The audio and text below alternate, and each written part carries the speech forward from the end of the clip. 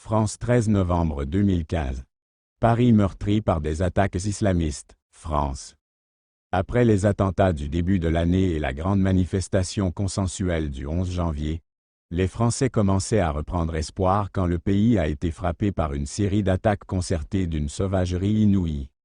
La première s'est traduite par plusieurs explosions à l'entrée du stade de Saint-Denis, où se déroulait un match amical France-Allemagne en présence du président de la République. Les 3 terroristes sont morts dans les explosions en ayant tué une personne et fait une dizaine de blessés. Beaucoup plus grave fut la seconde série d'attaques, perpétrée par 2 équipes de 3 hommes.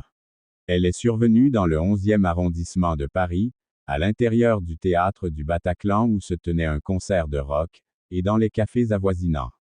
Les spectateurs et les badauds en terrasse ont été froidement exécutés à la Kalachnikov ou tués par des ceintures d'explosifs. Au terme d'une « nuit rouge » durant laquelle les hôpitaux parisiens furent transformés en hôpitaux de guerre, on compta un total de 130 tués, non compris cet assaillant, et 350 blessés. C'est l'attentat terroriste le plus grave qu'ait jamais connu la France et le plus grave en Europe après celui de la gare d'Atocha, à Madrid, le 11 mars 2003, 191 morts. Les autorités réagissent avec décence mais il n'est plus question de grandes manifestations nationales, l'heure est à la mobilisation.